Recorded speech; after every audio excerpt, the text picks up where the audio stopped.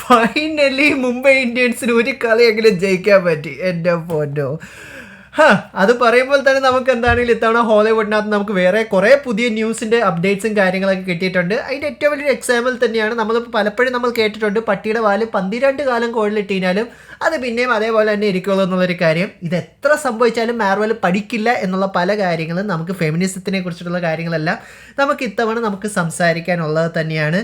അതിൻ്റെ കൂടെ തന്നെ ഡെഡ്പൂൾ 3ൻ്റെ പുതിയ അപ്ഡേറ്റ്സ്, പിന്നെ നമുക്ക് ഗോസ്റ്റ് റൈഡറിനെ കുറിച്ചും വേറെ കുറേ പുതിയ അപ്ഡേറ്റ്സും കാര്യങ്ങളെല്ലാം നമുക്ക് കിട്ടിയിട്ടുണ്ട്.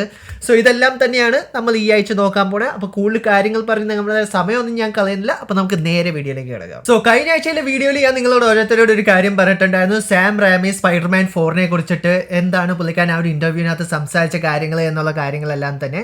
അതായത് പുള്ളിക്കാന് താല്പര്യമുണ്ട്, പക്ഷേ സോണിയുടെയും കൊളംബിയൻ പിക്ചേഴ്സ് അല്ലെങ്കിൽ മാർവലിൻ്റെ ഭാഗത്തുനിന്ന് പുള്ളിക്കാന് പ്രത്യേകിച്ച് ഒരു അപ്ഡേറ്റ് ഒന്നും കിട്ടിയിട്ടില്ല. പക്ഷേ പുള്ളിക്കാരൻ സ്പൈഡർമാൻ 4 ചെയ്യാൻ വേണ്ടിയിട്ട് ഓപ്പൺ ആണ് എന്നുള്ളൊരു കാര്യം ഞാൻ നിങ്ങളോട് നേരത്തെ വീഡിയോയിൽ ഞാൻ നിങ്ങളോട് പറഞ്ഞിട്ടുണ്ടായിരുന്നു. അതിൻ്റെ കൂടെ നമുക്ക് വേറെ ചെറിയൊരു അപ്ഡേറ്റ് കൂടി നമുക്കിപ്പോൾ ലഭിച്ചിട്ടുണ്ട്. മറ്റൊന്നുമല്ല, അവഞ്ചേഴ്സ് സീക്രട്ട് വേഴ്സ് മിക്കവാറും ഡയറക്റ്റ് ചെയ്യാൻ പോകുന്നത് സാം റാമി ആയിരിക്കും എന്നുള്ളൊരു കാര്യം തന്നെ. ഇതും ഇപ്പോൾ കൺഫേംഡ് ഒന്നുമല്ല, പക്ഷെ നമുക്ക് ജസ്റ്റ് ഒരു റൂമേഴ്സ് എന്നുള്ള രീതിയിലാണ് നമുക്ക് ഇതെന്താണ് നമുക്കിപ്പോൾ ലഭിച്ചിട്ടുള്ളത്. നിങ്ങളുടെ അഭിപ്രായം എന്താണ്?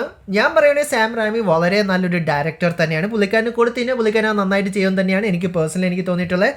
പിന്നെ ഡോക്ടർ സ്ട്രേഞ്ചിന് എന്താ സംഭവിച്ചതെന്ന് ചോദിച്ചാൽ ആ സിനിമയ്ക്കകത്ത് ഒത്തിരി രീതിയിൽ റീഷൂട്ട് ഉണ്ടായിരുന്നു. അത് തന്നെയാണ് സംഭവിച്ചതെന്നാണ് എനിക്ക് പേഴ്സണലി എനിക്ക് തോന്നിയിട്ടുള്ളത്. ഇനി എന്താണെങ്കിൽ നമ്മൾ സ്പൈഡർമാൻ്റെ കാര്യം തന്നെയാണ് പറയുന്നത്. അപ്പോൾ അതിൻ്റെ കൂടെ തന്നെ എടുത്ത് പറയേണ്ട സോണിയുടെ മാഡം വെബിനെ കുറിച്ചുണ്ട്. എനിക്കറിയാം മാഡം വെബിനെ കുറിച്ച് എനിക്ക് സംസാരിക്കേണ്ടത് തന്നെയുണ്ട്. പക്ഷേ റീസെൻ്റ്ലി സോണി ഒരു ഒഫീഷ്യൽ കൺസെപ്റ്റ് ആർട്ട് റിവീൽ ചെയ്തിട്ടുണ്ടായിരുന്നു. ഇതാണത്. ഇനി നിങ്ങൾ പറ, ആരാ അത്?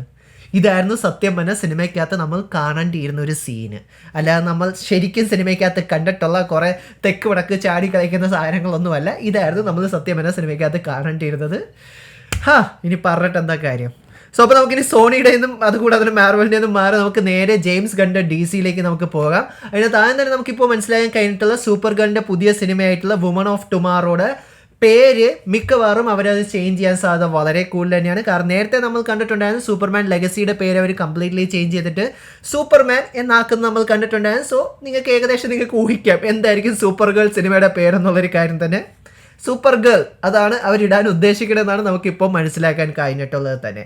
ആൻഡ് സൂപ്പർമാൻ ലെഗസി അല്ലെങ്കിൽ സൂപ്പർമാൻ സിനിമയെക്കുറിച്ച് സംസാരിക്കുമ്പോൾ തന്നെ എടുത്തു പറയേണ്ട ഒരു കാര്യം, ജെയിംസ് ഗൺ റീസെൻ്റ്ലി ഒരു ഇൻ്റർവ്യൂവിനകത്ത് നമ്മളോട് പറഞ്ഞിട്ടുള്ളത് തന്നെയായിരുന്നു, ആരായിരിക്കും ഈ സിനിമയ്ക്കകത്തുള്ള സൂപ്പർമാൻ്റെ വില്ലൻ എന്നുള്ളൊരു കാര്യം. അത് മറ്റാരുമല്ല ലെക്സ് ലൂതർ തന്നെയാണെന്നാണ് ഇപ്പോൾ ജെയിംസ് ഗൺ നമ്മളോട് കൺഫേം ചെയ്തിട്ടുള്ളൊരു കാര്യം തന്നെ. ഇതെന്താണെങ്കിലും ഒരു ഒറിജിനൽ സ്റ്റോറി അല്ല അവർ ഉദ്ദേശിക്കുന്നത്, പക്ഷേ എന്നാലും ഒരു കമ്മിങ് ഏജ് ഓഫ് സ്റ്റോറിയാണ് അവർ ഉദ്ദേശിക്കുന്നത് എന്നാണ് പറഞ്ഞിട്ടുള്ളത്. സോ നമുക്ക് ഫസ്റ്റ് സിനിമയിൽ തന്നെ നമുക്ക് എന്താണ് ലെക്സ് ലൂതറിനെ കാണാൻ കഴിയുന്നത് തന്നെയായിരിക്കും. സോ ഇതാണ് നമുക്ക് DC യൂണിവേഴ്സിൻ്റെ പുതിയ അപ്ഡേറ്റ്സ് കൂടി നമുക്കിപ്പോൾ മനസ്സിലാക്കാൻ സാധിച്ചിട്ടുള്ളത് തന്നെ. സോ റീസെൻ്റ്ലി ഒരു അപ്ഡേറ്റിനകത്ത് നമുക്ക് ജോൺ വിക്കിൻ്റെ ഡയറക്ടർ ആയിട്ടുള്ള ചാഡ് സെഡസ്കി ഒരു സങ്കടം പ്രകടിപ്പിക്കുന്ന നമുക്ക് കാണാൻ കഴിഞ്ഞിട്ടുണ്ടായിരുന്നു. അതായത് എന്ന് പറഞ്ഞാൽ പുള്ളിക്കാരന് ബ്ലേഡ് പ്രൊജക്ടിൻ്റെ ഒരു ഭാഗമാകാൻ നല്ല രീതിയിൽ തന്നെ താല്പര്യമുണ്ടായിരുന്നു. പക്ഷേ അൺഫോർച്യുനേറ്റ്ലി പുള്ളിക്കാരന് വേറെ കുറേ കാര്യങ്ങൾ കൊണ്ട് സാധിച്ചില്ല. എന്നിരുന്നാൽ തന്നെ ചാഡ് സെഡസ്കി കെവിൻ ഫീജി ആയിട്ട് നല്ല ഫ്രണ്ട്സ് തന്നെയാണ്. സോ അതുകൊണ്ട് തന്നെ ചാഡ് ഇപ്പോഴും പറയുന്നൊരു കാര്യം എന്താണെന്ന് പറഞ്ഞാൽ മാർവലിൽ ഒരു പ്രൊജക്റ്റ് ചെയ്യാൻ നല്ല രീതിയിൽ തന്നെ താല്പര്യമുണ്ടെന്നുള്ളൊരു കാര്യം തന്നെയാണ്. ആൻഡ് ഇതെല്ലാം ഹിൻഡ് ചെയ്യുന്നത് നമ്മൾ ജസ്റ്റ് ഒന്ന് ആലോചിച്ച് നോക്കിയാൽ മിക്കവാറും ഗോസ്റ്റ് റൈഡറിലേക്ക് തന്നെ ആകാനാണ് സാധ്യത വളരെ കൂടുതൽ തന്നെ. ബ്ലേഡ് പുള്ളിക്കാരന് ചെയ്യാൻ സാധിച്ചില്ലെങ്കിൽ തന്നെ ഗോസ്റ്റ് റൈഡർ ചാഡ് സെഡസ്കി ചെയ്ത് കഴിഞ്ഞാൽ എന്തായിരിക്കും അല്ലെങ്കിൽ ഏത് ലെവലിൽ ആ ഒരു സിനിമ പോകുന്നെന്ന് ആലോചിച്ച് തന്നെ നിങ്ങൾ നോക്ക്. അതായതെന്ന് പറഞ്ഞാൽ നമ്മൾ എന്താണ് ഈ ജോൺ വിക്ക് സിനിമയ്ക്കകത്തൊക്കെ നമ്മൾ കിഡിലൻ ആക്ഷൻ സീൻസ് എല്ലാം നമ്മൾ കണ്ടിട്ടുണ്ട്. അതൊക്കെ ഗോസ്റ്റ് റൈഡറിനകത്ത് നമുക്ക് കാണാൻ കഴിഞ്ഞാൽ അത് എന്താ പറയണ്ട, it will blow our mind എന്ന് മാത്രമാണ് എനിക്ക് പേഴ്സണലി എനിക്ക് തോന്നിയിട്ടുള്ളൊരു കാര്യം തന്നെ. സോ ഇനി നമുക്ക് WBയുടെ മോൺസ്റ്റർവേഴ്സിലേക്കാണ് നമുക്ക് നോക്കാം. മോൺസ്റ്റർവേഴ്സിനകത്ത് എടുത്ത് പറയേണ്ട ഒരു കാര്യം എന്ന് പറഞ്ഞാൽ ആഡം വിൻഗാർഡ് പുള്ളിക്കാരന്, അതായത് ഇനി അടുത്ത വരാൻ പോണ മോൺസ്റ്റർവേഴ്സിനകത്തുള്ള സിനിമയ്ക്കകത്ത് ഡിസ്ട്രോയെ വില്ലനായിട്ട് കൊണ്ടുവരണം എന്നുള്ളൊരു കാര്യം തന്നെയാണ് പുള്ളിക്കാരൻ ഇപ്പോൾ നമ്മളോട് പറഞ്ഞിട്ടുള്ളത്. റീസെൻ്റ്ലി ന്യൂ എംപയറിനകത്ത് നമ്മൾ എന്താണെങ്കിലും ഷിമൂനെ എല്ലാം നമ്മൾ കണ്ടിട്ടുണ്ടായിരുന്നു. സോ നിങ്ങളുടെ അഭിപ്രായം എന്താണ്? ഡിസ്ട്രോയെ വന്നു കഴിഞ്ഞാൽ അത്യാവശ്യം നല്ലൊരു ചലഞ്ച് ഗോഡ്സിലേക്ക് കൊടുക്കാൻ കഴിയുമോ അല്ലെങ്കിൽ കോങ്ങിന് കൊടുക്കാൻ പറ്റുമോ എന്നുള്ള കാര്യങ്ങളെല്ലാം നിങ്ങൾക്ക് താഴെ കമൻറ്റ് ബോക്സിൽ കമൻറ്റ് ചെയ്യാവുന്നത് തന്നെയാണ്.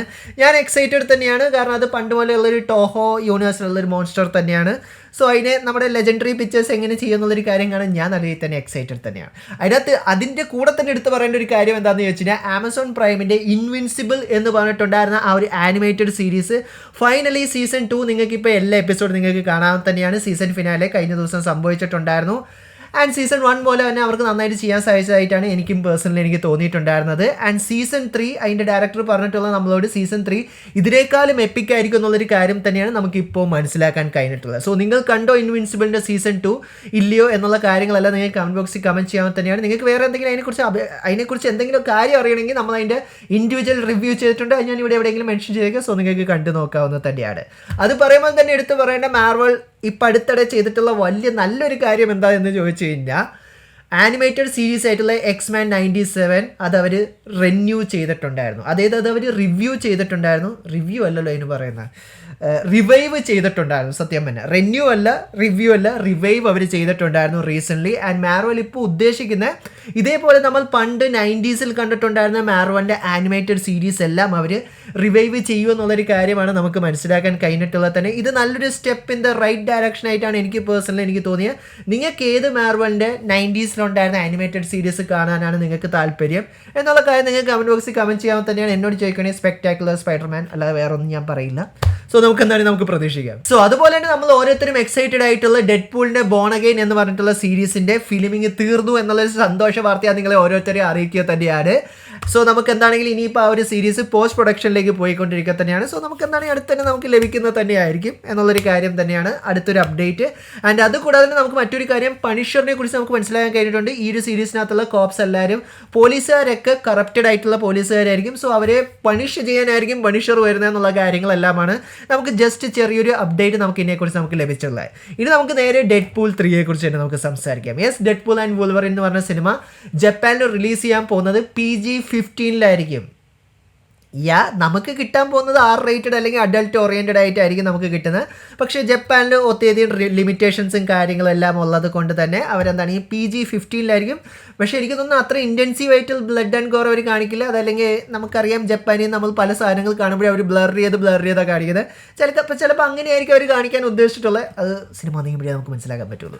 ഓക്കെ, ആൻഡ് അതുകൂടാതെ തന്നെ നമുക്കിപ്പോൾ റീസെൻ്റ്ലി അവർ ലേഡി ഡെഡ്പൂളിനെ കുറിച്ചിട്ടുള്ളൊരു അപ്ഡേറ്റും കൂടി നമുക്ക് തന്നിട്ടുണ്ടായിരുന്നു. നമുക്ക് നേരത്തെ ഞാൻ നിങ്ങളോട് പറഞ്ഞിട്ടുണ്ടായിരുന്നു കമിയോസിൻ്റെ കൂടെ തന്നെ നമുക്ക് എന്താണെങ്കിലും ലേഡി ഡെഡ്പൂളിനെ നമുക്ക് ലഭിക്കാൻ സാധ്യത വളരെ കൂടുതൽ തന്നെയാണെന്നുള്ളൊരു കാര്യം. 2 പേരാകാനാണ് സാധ്യത വളരെ കൂടുതൽ തന്നെ. ഒന്നില്ലെങ്കിൽ റയാൻ റെനോൾഡ്സിൻ്റെ ഭാര്യ തന്നെയായിരിക്കും ലേഡി ഡെഡ്പൂൾ, അല്ലെങ്കിൽ ടൈലർ സ്വിഫ്റ്റ് ആയിരിക്കും. ഞാൻ ഇത്രയും പറയുന്നത് ടൈലർ സ്വിഫ്റ്റ് ആകാനാണ് എനിക്ക് ഇഷ്ടം. നമുക്ക് നോക്കാം എന്തായിരിക്കും എന്നുള്ളൊരു കാര്യം. സോ ഇതാണ് നമുക്ക് എന്താണ് ഡെഡ്പൂൾ 3യെ കുറിച്ച് നമുക്ക് ഇപ്പോൾ മനസ്സിലാക്കാൻ കഴിഞ്ഞിട്ടുള്ള അപ്ഡേറ്റ്സ്. സോ ഇനി നമുക്ക് ഫെന്റാസ്റ്റിക് 4നെ കുറിച്ചിട്ടുള്ള ന്യൂസ് അപ്ഡേറ്റ്സിനെ കുറിച്ച് നമുക്ക് സംസാരിക്കാം. അത്ര ഫെന്റാസ്റ്റിക് ആയിട്ടുള്ള കാര്യങ്ങളൊന്നും അല്ല നമുക്ക് എന്താണെങ്കിലും ഇപ്പോൾ ലഭിച്ചിട്ടുള്ളത്. ഞാൻ നമ്മുടെ വീഡിയോയുടെ സ്റ്റാർട്ടിങ്ങിൽ തന്നെ ഞാൻ നിങ്ങളോട് പറഞ്ഞിട്ടുള്ളത് പോലെ തന്നെ മാർവൽ എത്ര കണ്ടാലും മാർവൽ പഠിക്കില്ല. ഫെമിനിസം എന്നുള്ളൊരു കാര്യം മാത്രമാണ് നമുക്കിപ്പോൾ കിട്ടുന്നത്. MCU അല്ലാതെ വേറൊരു കാര്യം എനിക്ക് പേഴ്സണലി എനിക്ക് തോന്നിയിട്ടില്ല. യെസ്, അവർ റീസെൻ്റ്ലി ഫെന്റാസ്റ്റിക് 4 സിൽവർ സഫറിനെ അനൗൺസ് ചെയ്തിട്ടുണ്ടായിരുന്നു. ആൻഡ് സിൽവർ സഫറിനെ പ്ലേ ചെയ്യാൻ പോകുന്നത് ജൂലിയ ഗാർണർ ആയിരിക്കും. ആൻഡ് ഇതിനെക്കുറിച്ച് തന്നെ ഞാൻ നിങ്ങളോട് മറ്റൊരു റിപ്പോർട്ടിനകത്ത് ഞാൻ നിങ്ങളോട് പറഞ്ഞിട്ടുണ്ടായിരുന്നു. ഈ നമുക്ക് ലഭിക്കാൻ പോകുന്ന ഫെന്റാസ്റ്റിക് 4 സിനിമ അതൊരു ഡിഫറെൻറ്റ് ടൈം ലൈനിൽ അല്ലെങ്കിൽ ഡിഫറെൻറ്റ് യൂണിവേഴ്സിൽ സംഭവിക്കുന്ന ഒരു കാര്യം തന്നെയായിരിക്കും. അതുകൊണ്ട് തന്നെയാണ് അവരിപ്പോൾ മാർവലിൻ്റെ ഭാഗത്തു നിന്നുള്ളൊരു അപ്ഡേറ്റ് നമുക്ക് കിട്ടിയിട്ടുള്ളത്. നമുക്ക് ലഭിക്കുന്ന ഈ ഒരു വെർഷൻ ഓഫ് സിൽവർ സഫറും അതൊരു ഡിഫറെൻ്റ് ആയിട്ടുള്ളൊരു സിൽവർ സഫർ ആയിരിക്കാം.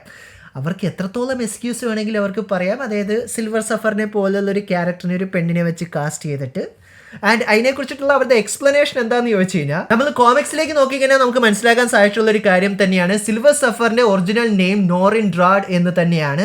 പക്ഷെ നമുക്കിപ്പോൾ ലഭിക്കുന്ന ഈ ഒരു വെർഷനും അതായത് ഈ ഒരു female version of silver surfer ആരാന്ന് ചോദിച്ചാൽ ഷാല ബാൽ എന്ന് പറഞ്ഞിട്ടുള്ള ഒരു ക്യാരക്ടറിനെ ആയിരിക്കും നമുക്ക് എന്താണെങ്കിലും ഇപ്പോൾ നമുക്ക് ലഭിക്കുന്ന ഈ ഒരു ഫെന്റാസ്റ്റിക് 4 സിനിമയ്ക്കകത്ത് കൂടി നമുക്ക് ലഭിക്കാൻ പോകുന്നത് തന്നെ.